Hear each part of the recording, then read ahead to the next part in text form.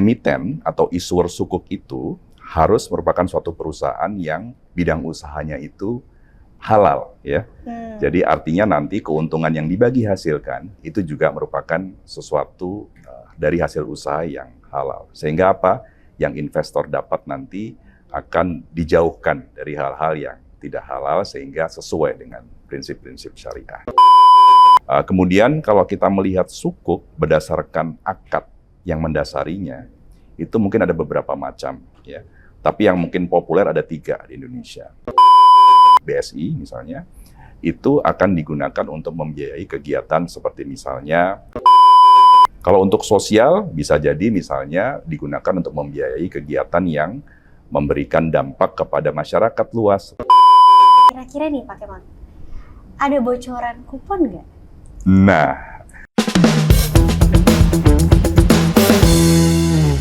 Hai my friends, selamat datang di podcast Maybank Sekuritas edisi Belajar Sukuk. Mungkin selama ini my friends selalu mendapatkan edukasi mengenai saham, tapi kali ini kita akan melakukan hal yang berbeda. Hari ini kita akan belajar mengenai alat instrumen sukuk. Seperti apa sih sukuk itu dan bagaimana prospeknya sebagai alat instrumen investasi lainnya. Kebetulan hari ini kami kedatangan narasumber yang merupakan seorang ahli dalam informasi mengenai sukuk. Kami kedatangan narasumber dari Bank Syariah Indonesia, yaitu Pak Kemal Aditya selaku Head of Treasury dan Global Market. Halo Pak, selamat pagi. Pagi Alia. Terima kasih Pak udah meluangkan waktunya ke Maybank Sekuritas hari ini. Bagaimana Pak kabarnya? Alhamdulillah baik. Alhamdulillah Alia gimana baik, kabarnya? Alhamdulillah baik Baik, dan sangat excited karena hari ini akan belajar hal baru nih Pak. Great. Okay. Karena selama ini biasanya kami selalu membahas soal saham dan ini ada informasi baru nih mengenai sukuk ini. Oke. Oh ya Pak, ngomong-ngomong soal BSI sendiri nih Pak, kemarin juga kita baru dapat kabar bahwa BSI sendiri baru saja masuk dalam top 10 ya Pak? Yes, Alhamdulillah per Maret kemarin ya.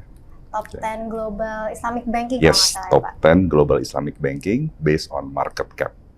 Wah, berarti teman-teman my friends mungkin kalau mau lihat soal market cap BRIS boleh dicek juga ya. Selain itu juga Pak, mungkin sebelum kita delve into lebih lanjut lagi ngomongin mengenai sukuk sendiri, boleh kita balik lagi ke awal, kira-kira sukuk itu sendiri, sukuk syariah itu sendiri itu seperti apa sih sebenarnya Pak? Oke, mungkin teman-teman dan Alia juga ya, dan semua investor sudah mengenal obligasi, ya kan? Betul. Terms itu ada obligasi konvensional yang selama ini kita kenal, ada juga yang namanya obligasi syariah. Nah, obligasi syariah inilah sebenarnya yang kita kenal dengan sebutan nama sukuk. Ya. Jadi pada prinsipnya obligasi baik itu konvensional maupun syariah itu merupakan bagian dari instrumen pendapatan tetap atau fixed income securities. Ya. Hanya mungkin ada sedikit perbedaan lah antara obligasi konvensional dan obligasi syariah atau sukuk itu. Kalau misalnya bank konvensional dan bank syariah itu kan mereka ada perbedaan dalam tata cara melakukan transaksi gitu ya. Dari sukuk sendiri dan obligasi konvensional itu ada perbedaannya nggak sih? Oke. Ada beberapa karakter utama perbedaannya antara obligasi konvensional dan sukuk atau obligasi syariah. Yang pertama, tadi sudah saya jelaskan bahwa mereka merupakan instrumen pendapatan tetap. Jadi ada kupon yang dibayarkan secara periodik. Karena umumnya obligasi di Indonesia itu kan membayar fix kuponnya. Namun perbedaannya adalah kalau obligasi konvensional, kupon itu memang ditentukan di depan, ya kan? Tapi kalau sukuk, obligasi korporasi, itu yang ditentukan dan disepakati di depan, itu adalah rasio bagi hasil atas profit yang nanti mungkin ada. Yang berdasarkan underlying aset ataupun kegiatan usaha tertentu. Jadi, dalam hal ini, kalau untuk sukuk mudharabah, itu yang disetujui oleh investor dan disepakati dengan emiten itu adalah rasio pembagian keuntungannya. Dan setiap penerbitan sukuk itu memiliki underlying asset. Ya. Jadi sebenarnya sukuk ini lebih mirip surat investasi ketimbang surat hutang. Itu yang pertama ya. Okay. Yang kedua, sukuk ini merupakan instrumen yang taat akan prinsip syariah. Sehingga dalam proses penerbitan sukuk sampai dengan akhir nanti jatuh tempo, itu diawasi oleh yang namanya Dewan Pengawas Syariah. Dewan Pengawas Syariah atau DPS ini beranggotakan orang-orang yang ahli syariah, jadi tim ahli syariah yang memang direkomendasikan oleh Majelis Ulama Indonesia. Dan mereka inilah yang mengeluarkan opini ketaatan syariah terhadap penerbitan sukuk. Dan mereka bekerja berdasarkan fatwa-fatwa yang sudah dikeluarkan oleh Dewan Syariah Nasional MUI. Nah, itu karakteristiknya yang kedua. Yang ketiga, emiten atau issuer sukuk itu harus merupakan suatu perusahaan yang bidang usahanya itu halal, ya. Jadi artinya nanti keuntungan yang dibagi hasilkan itu juga merupakan sesuatu dari hasil usaha yang halal. Sehingga apa? Yang investor dapat nanti akan dijauhkan dari hal-hal yang tidak halal sehingga sesuai dengan prinsip-prinsip syariah. Itu sebenarnya perbedaan utamanya antara obligasi konvensional dan sukuk. Berarti memang ada 3 hal yang membedakan antara sukuk dan juga obligasi konvensional ya Pak? Betul. Sebenarnya ada beberapa jenis nggak sih terhadap sukuk ini? Kalau misalnya yang kita ketahui kan juga ada berbagai macam jenis dari obligasi konvensional. Kalau untuk sukuk, adakah jenis-jenis yang lain? Yes, sebenarnya pengkategorisasian sukuk juga nggak jauh berbeda daripada obligasi konvensional. Artinya kalau kita ngelihat dari penerbitnya misalnya ya, obligasi itu ada obligasi pemerintah ya, seperti misalnya seri-seri FR ya kan, ORI. Kemudian kalau di sukuk pemerintah ada SR ya, ada PBS juga ada sama. Kemudian di sukuk juga ada yang diterbitkan oleh perusahaan atau sektor swasta. Kita sebutnya sukuk korporasi.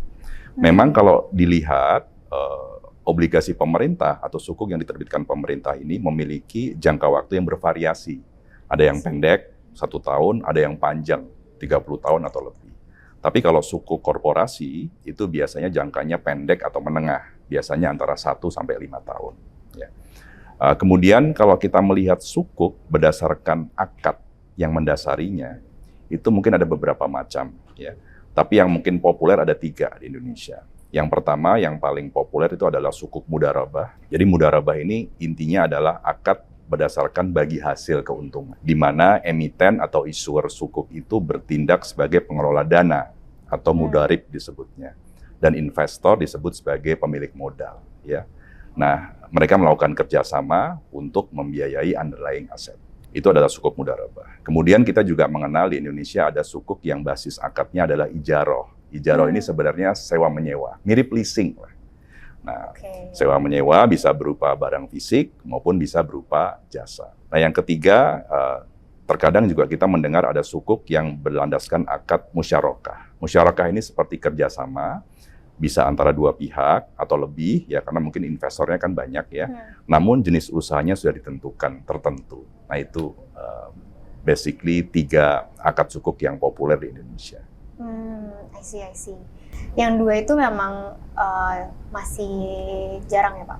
Ada, pemerintah juga sudah punya sukuk ijaroh, karena memang pemerintah punya aset-aset seperti gedung pemerintahan yang memang bisa disewakan sebenarnya.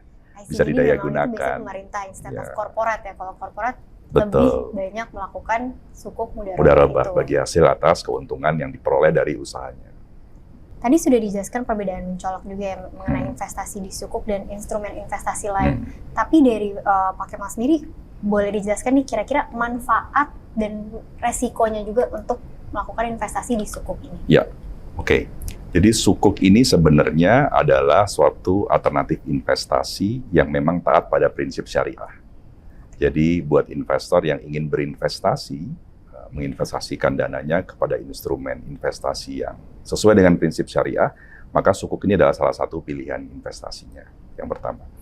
Nah, kaitannya dengan BSI, kebetulan kami ini berencana untuk mengeluarkan instrumen sustainability sukuk atau sukuk keberlanjutan, Alia. Nah, sukuk keberlanjutan ini sebenarnya untuk menampung aspirasi investor juga. Karena investor ini sekarang banyak yang ingin bisa berinvestasi, tapi sekaligus bisa mendukung upaya-upaya pendanaan terhadap bisnis yang orientasinya adalah untuk lingkungan dan juga orientasinya untuk sosial. Jadi, untuk sustainability sukuk ini, nanti investor bisa menanamkan dananya, sekaligus nanti proceeds-nya, dana yang diperoleh oleh emiten, dalam hal ini BSI misalnya, itu akan digunakan untuk membiayai kegiatan seperti misalnya industri manufacturing yang lebih ramah lingkungan, sehingga emisi karbonnya lebih sedikit. Ya. Kemudian untuk membiayai kegiatan pembangkit listrik yang menggunakan source-nya renewable energy. Gitu ya. Misalnya contohnya seperti itu. Kalau untuk sosial, bisa jadi misalnya digunakan untuk membiayai kegiatan yang memberikan dampak kepada masyarakat luas, seperti misalnya pengentasan kemiskinan, usaha-usaha kecil yang menambah lapangan pekerjaan, kemudian membangun suatu infrastruktur dasar yang dibutuhkan masyarakat seperti perumahan, kemudian air bersih, rumah sakit, sekolah, dan lain-lain. Nah, itu sebenarnya manfaat yang bisa didapat oleh masyarakat luas dan membuka peran bagi investor untuk ikut serta di situ. Itu mungkin secara konsep ya, sukuk dan juga sustainability sukuk. Nah, mungkin saya sedikit ingin menyinggung soal situasi makro, ya kan? Kalau kita melihat sekarang di Indonesia, itu yield obligasi itu sudah lumayan tinggi sebenarnya, ya kan? Lumayan tinggi dan yield curve-nya sudah flat. Artinya apa?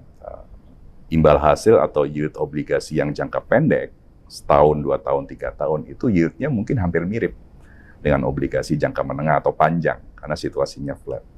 Sementara kita tahu secara ekonomi di Indonesia ini sebenarnya pertumbuhannya masih cukup baik ya kan, 5%. Inflasi juga masih cukup rendah. Sehingga suku bunga referensi BI rate sekarang ini mungkin dalam kondisi peak gitu ya. Dan banyak analis yang memprediksi BI nanti trajektorinya akan menurunkan suku bunga, mungkin bisa jadi di akhir tahun ataupun di tahun depan. Sehingga apa? Dengan melakukan investasi di obligasi atau sukuk, pada saat ini investor itu berpeluang untuk lock in di yield yang cukup tinggi, ya kan? Sehingga nanti pada saat suku bunga itu turun, diharapkan investor satu, resiko reinvestasinya rendah, ya kan? Dibandingkan kalau misalnya investor taruh dananya di deposito jangka pendek misalnya, ya kan? Nanti pada saat suku bunga turun, dia harus adjust, ya. Ada resiko reinvestasi. Kemudian yang kedua juga ada potensi capital gain, karena kan kalau suku bunga nanti turun, maka harga obligasi itu akan naik gitu ya. Jadi itu keuntungan yang diperoleh. Selain itu, kalau kita ngelihat kondisi global sekarang Alia, itu ada resiko uncertainty kan, ketidakpastian. Sangat-sangat. Betul, karena mungkin satu kondisi geopolitik bisa meningkat lagi, tereskalasi. Kemudian yang kedua juga beberapa negara maju, itu pertumbuhan ekonominya sudah mulai melambat seperti China misalnya kan. Jadi sebenarnya investasi di obligasi pemerintah, investasi di obligasi korporasi yang ratingnya tinggi, ya kan termasuk sukuk diantaranya itu bisa menjadi penyeimbang atas investasi lain yang mungkin lebih beresiko, ya kan misalnya mungkin banyak masuk ke saham, ya kemudian kripto dan lain-lain. Jadi saya rasa sekarang mungkin jadi saat yang tepat nih buat sebagian investor untuk menyeimbangkan portofolionya masuk ke obligasi yang kualitasnya tinggi. Tapi tentu saja seperti layaknya investasi di obligasi, investasi di sukuk juga mengandung risiko gitu ya. Pastinya risiko yang utama pertama adalah risiko kredit atau gagal bayar, ya kan. Yang kedua, investasi di sukuk atau obligasi juga mengandung risiko pasar, terutama terkait dengan kenaikan atau penurunan suku bunga, ya. Dan yang ketiga, pasti ada sedikit banyak risiko likuiditas. Dan yang keempat tentunya yang sudah saya sampaikan tadi, risiko reinvestasi. Ketika obligasinya jatuh tempo, suku bunganya seperti apa nanti ke depan. Nah, dari risiko-risiko itu mungkin satu hal yang mungkin mesti diingat oleh investor adalah berinvestasi kepada obligasi yang memiliki rating baik gitu ya, atau obligasi yang memiliki risiko kredit rendah, itu tentunya baik ya. Karena jenis-jenis obligasi seperti itu biasanya demand-nya tinggi ya. Sehingga setidaknya investor bisa memitigasi risiko kredit dan juga risiko likuiditas. Mungkin itu Alia. Oke, berarti memang sebenarnya tahun 2024 ini membuka opportunity atau kesempatan yang banyak untuk para investor sebenarnya untuk masuk dan terjun ke instrumen investasi lainnya ya. Betul. Dengan ya pasca pemilu seperti kita tahu juga sekarang sudah mulai membaik, sudah mulai stabil, kita sudah mulai bisa melihat nih kira-kira arahnya kemana sih perekonomian Indonesia, dan justru malah saat ini adalah saat yang tepat untuk kita mencari alat instrumen baru, investasi baru untuk menyeimbangkan portofolio kita ya. Betul, setuju. Menarik sekali tadi jawabannya Pak Kemal mengenai sukuk sustainability itu biasanya nanti akan dibagikan juga kepada UMKM, kemudian juga ada isu-isu tertentu yang akan nanti dibantu gitu ya oleh BSI sendiri. Nah, berarti masyarakat atau investor yang nantinya ingin memberikan dana kepada BSI, secara tidak langsung mereka ikut berperan dalam membantu masyarakat yang lebih luas lagi gitu ya Pak. Boleh tanya lebih spesifik lagi nggak ya, kira-kira tuh yang akan dibantu nantinya gitu, misalkan UMKM ataupun isu-isu lainnya, itu apakah akan ada spesifik area ataupun juga nanti para investor pun akan diberikan laporan gitu, misalnya saat ini kami menyalurkan dana kepada UMKM apa, atau misalnya dalam isu lingkungan yang lain-lain gitu. Oke, thank you Alia. Itu benar banget. Jadi memang namanya juga sustainability ya, atau keberlanjutan. Jadi produk investasi sukuk ini itu digunakan untuk mensupport pembangunan yang berkelanjutan. Ya. Pemerintah lewat OJK sudah menetapkan kriteria, ada namanya KUBL atau kegiatan usaha berwawasan lingkungan. Dan ada namanya KUBS, kegiatan usaha berwawasan sosial. Itu ada kriterianya.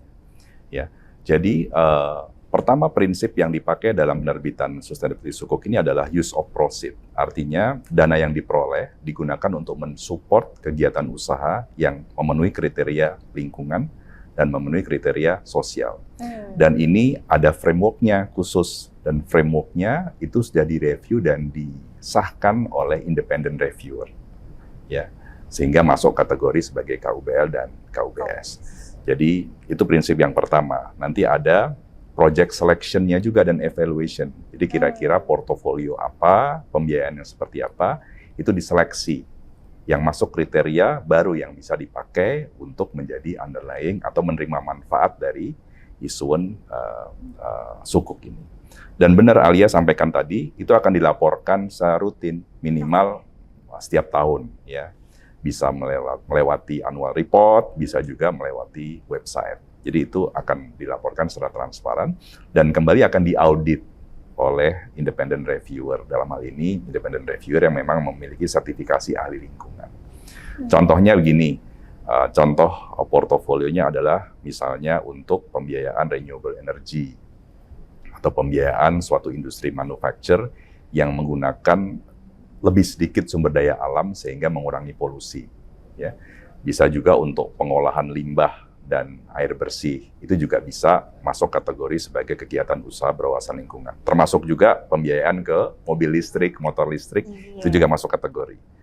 Nah, itu yang KUBL. Kalau yang KUBS lebih banyak lagi, termasuk diantaranya kegiatan usaha yang menciptakan lapangan pekerjaan, kemudian tadi yang Alia bilang tadi, membiayai sektor UMKM, ya, kemudian membiayai juga suatu usaha yang membangun layanan dasar atau infrastruktur dasar untuk masyarakat. Seperti misalnya rumah buat orang-orang yang penghasilannya relatif rendah, kemudian pembangunan rumah sakit, sekolah, itu juga masuk kriteria sebagai kegiatan usaha berwawasan sosial. Jadi intinya semua itu untuk mensupport pembangunan berkelanjutan. I see. Berarti sekali investor melakukan investasi gitu, itu akan dibagikan kepada dua sektor, sebutnya dari KUBH dan juga KUPS itu. Correct. Jadi double nih, investor dapat yield-nya juga, ya kan, dapat imbal hasilnya juga, dapat pembagian profit, sekaligus peran serta ke dalam upaya untuk mensupport pembangunan berkelanjutan. Berarti My Friends itu double kill kalau misalnya My Friends ingin melakukan investasi di Sukuk Sustainability BSI. Oke Pak Kemal, menarik sekali nih. Kira-kira dari BSI sendiri tahun ini apakah akan mengeluarkan produk baru? Ya, benar sekali, insya Allah Alia. Kita dalam waktu dekat ini akan mengeluarkan Sustainability Sukuk, ya, atau yang nama resminya nanti adalah Sukuk Mudharabah Berkelanjutan. Dan alhamdulillah sukuk yang akan kita isu ini oleh BSI sebagai emiten ini sudah mendapatkan peringkat oleh lembaga pemeringkat Pevindo, dan peringkatnya alhamdulillah adalah AAA. Wow. Ya, AAA ini artinya obligasi yang syariah, ya, yang cukup aman karena berarti oleh lembaga pemeringkat emitennya dinilai memiliki kemampuan yang superior untuk bisa melunasi kewajibannya, baik itu berupa imbal hasil, pembagian keuntungan maupun pokok dalam jangka waktu yang cukup panjang. Nah, ini terbuka untuk semua kalangan untuk bisa berinvestasi, termasuk juga untuk investor individu, ya, karena memang jumlah minimum amount-nya itu cukup 5 juta aja.